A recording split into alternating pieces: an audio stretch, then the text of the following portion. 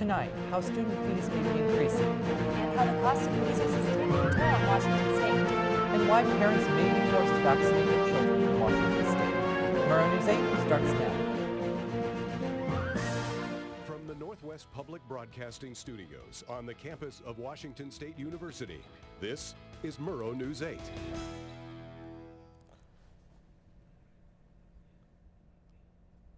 Good evening, I'm Nathan Senf.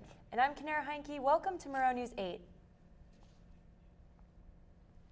WSU students could see a 5% increase in student transit fees. The ASWSU Senate approved a fee increase at yesterday's meeting, but the increase has to be approved by both GPSA and ASWSU for it to go into effect.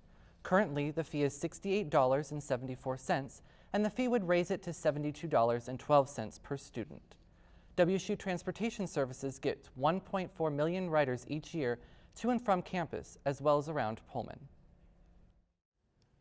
While canceling classes may impact students, canceling bus routes can have an even bigger impact on certain students. Starting at 4 in the morning, Pullman Transit sends a transit safety and training officer to monitor road conditions in case of inclement weather overnight. They report back by 4:20 in the morning with road statuses, weather conditions, and plowing projections. That recommendation, along with the school's decision to delay or close, informs Pullman Transit on how to proceed with route cancellations or delays. And there's a Washington State bill that would allow minors to drink wine at vineyards and wineries if they are enrolled in a viticulture and enology program at a four-year university.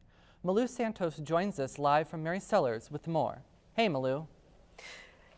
Thanks, Nathan.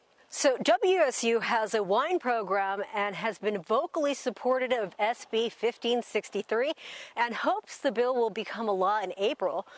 Patrick Mary owns the only winery here in Pullman, and he supports opportunities to help students who are pursuing winemaking, but he's very hesitant on serving minors some wine.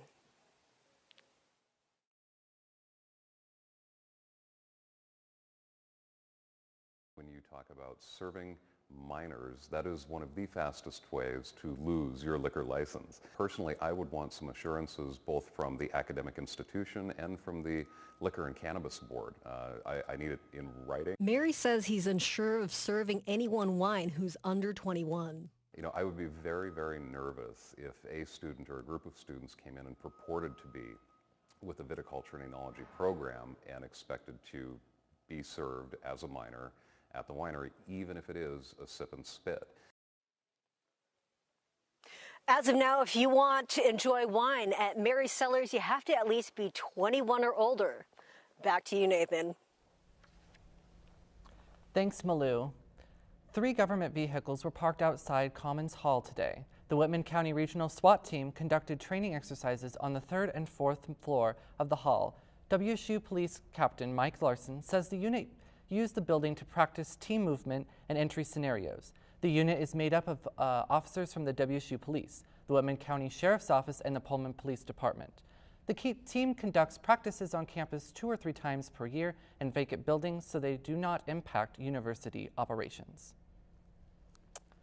Also, city officials, businesses, and law enforcement in rural communities around the Palouse are finding new ways to reach out and hear the voices of its citizens.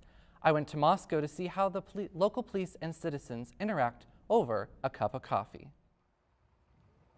The Moscow Chamber of Commerce and Police Department have come up with a monthly meeting called Coffee with the Cops, which integrates law enforcement, business awareness, and a voice for the community to express their concerns. So it provides a very vulnerable environment and an accessible environment for folks to come and ask those questions in a really safe place. This month, Coffee with the Cops was held at Aspen Park Assisted Living Home to help the elderly voice their concerns and enjoy smiles and laughs, a cup of coffee, and cops as company. Favorite part of Coffee with the Cop is just the diversity in the members that are there and the interaction, and it's really just building relationships. You know, the education, we learned a lot about the Moscow Police Department and what the LATA department is doing. Community members who attended asked many questions about transportation and how many new businesses are coming to town.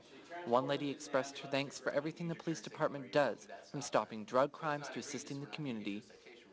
I think it does. We believe in community policing and just being out there and helping the public and stuff, and I think these things just bring people together and build relationships. Coffee with the Cops is not just from Moscow. It's a nationwide idea that brings rural communities together to get to know law enforcement and how their city functions. It's an opportunity to show, just as a community member, as a business member, we're also partners with the community, and we're also partners with the law enforcement in our area. But it is not just the community members who benefit from this meeting. The police see it as an opportunity to meet who they protect and create a relationship with them. I have people ask me all kinds of different questions like, well, I got a speeding ticket or whatever, and you know, you get a lot of, and you end up really having a lot of good camaraderie out of it. It's really kind of neat. The next Coffee with the Cops will be held at Pie Safe in Deary, but the time and date has not yet been set. I'm Nathan Senf, Murrow News 8. When we come back, we let you know more about how 2 bills in the state is proposed to combat at the MMRV. And an update on the Jesse Smollett scandal. When Murrow News 8 continues.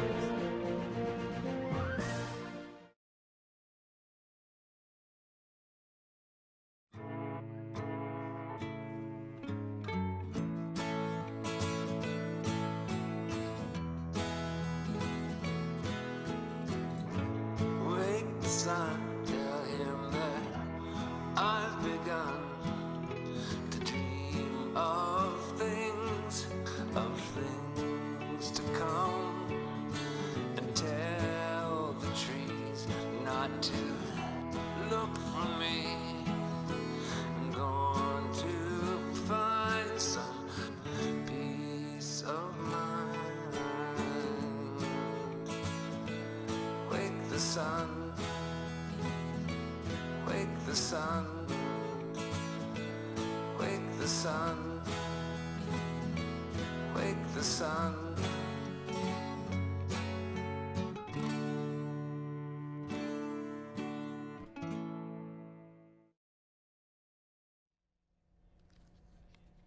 Welcome back.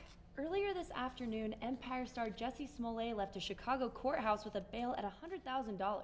Shortly after the conviction and bail was set, the Chicago police chief shared his anger on Smollett's case. I'm offended by what's happened, and I'm also angry. Smollett was a proposed victim of a discrimination attack in Chicago 3 weeks ago and is now a convicted felon for staging his own attack. 2 new proposed vaccine exemption bills may force Washington parents to vaccinate their children, no matter what. A measure would remove the philosophical exemption option from the combined measles, mumps, and rubella vaccine. A broader bill was also proposed to not allow personal or philosophical exemptions to be granted for any required school vaccinations. The 2 bills arose from the Washington measles outbreak that could have been prevented by required vaccinations. Also, have you ever thought about running for public office? Well, the cities of Pullman and Moscow are working with Palouse Proactive, a local grassroots organization, to inform those in the community who want to get involved in the city's politics at 6:30 tonight. There will be a panel of city and school board members open to discussion at Pioneer Center in the Barley Room. Well, Pullman is still shoveling out snow after 2 weeks of frigid temps and intermittent snow showers that have dusted the cityscape. This February winter has hit the region especially hard after a mild start, and it looks like the cold temps will continue into March. The National Weather Service of Spokane said the average temps have nosedived 15 degrees to highs only getting to the 20s and lows in the teens. Even though we have been frigid and snowy, Pullman has yet to hit its record snowfall for the month at 36 inches from 1949 and temps around 24 degrees dating back to the 1990s. Well, speaking of the cold weather, Canara joins us now to give us our winter weather update. Thanks, Nathan. So as you can see, we were pretty lucky with some sunny weather today. That was awesome for us. If we head into tomorrow, it is going to warm up a little bit, but it's going to be super cold. Snowy. So keep your winter jackets out. That's going to be the weather for tomorrow. If we take a look at the state map, as you can see, there was a rarity for Washington with sun everywhere. So all the way on the west side into central Washington and over onto the eastern side of the state where we are, sun was everywhere. So hopefully we can get more days like today in the near future. If we take a look at the map for the weekly weather, as you can see, we're going to see a lot of variation this week. So Friday, it's going to be snowy for us. Saturday, we're going to see just some cloudy weather, snow again on Sunday and Monday, and then Tuesday, we're going to see the sun peeking through again, which will be awesome for us. That's all for the weather. Back to you, Nathan. Thank you, Canara. I hope that it's going to stay sunny for a little bit longer. Well, next, Kayla joins us to talk everything sports when Murrow News 8 returns.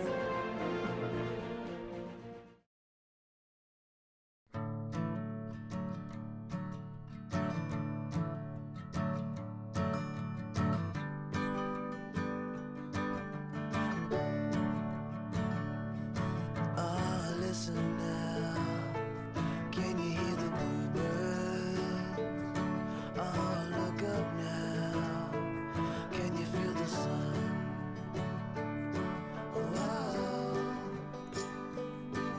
whoa, whoa,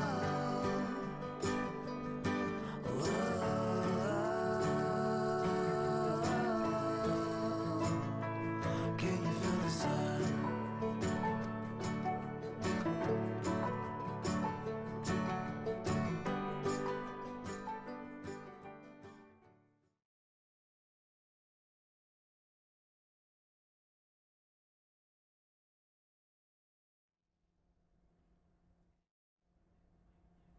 Welcome back to the show. I'm Kayla Bautista with your sports update.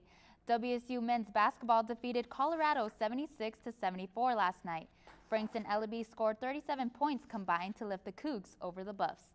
The Cougs have picked up 3 conference wins in the last 2 weeks. Despite a loss to the Huskies, they seem to be picking up momentum going into the Pac-12 tournament. Yesterday, the WSU women's tennis team entered the Intercollegiate Tennis Association rankings at 15, the highest rankings in school history. The Cougs are off to a strong start to the season with a record of 8-1 and have earned 2 wins against ranked teams, beating number 39 SMU and number 42 Baylor. The Cougs' previous record for the highest ranking was in 2002 when they were ranked at 26. The Pullman Greyhounds will take on Burlington Edison Tigers in the regional tournament on Saturday at 2 p.m. in Everett.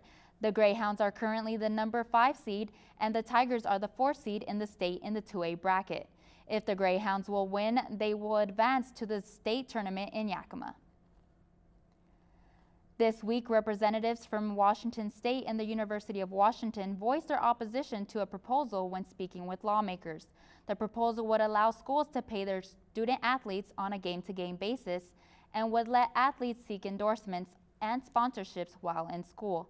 Washington State Director of State Relations Chris Mullick said they do not want the state of Washington to lead in the lead the charge on paying college athletes. Thank you, Kayla. When we come back, we'll take a look at how you can have a night out while also supporting a great cause. Stay with us.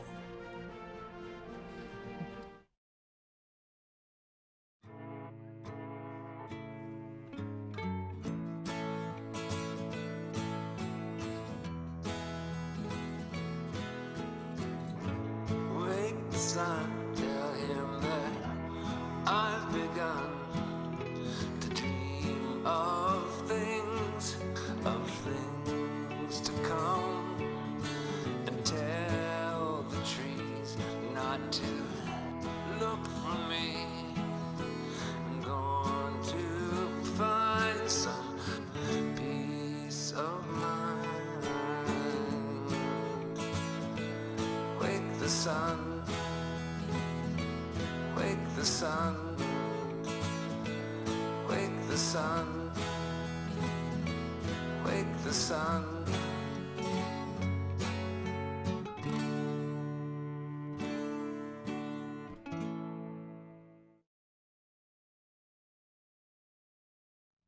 Thank you for watching tonight. Be sure to watch our live newscasts at nwpb.org/mn8 and on Cable 8 at 7 and 10. Don't forget, you can also follow Murrow News 8 on Facebook and Twitter. Good night, Pullman.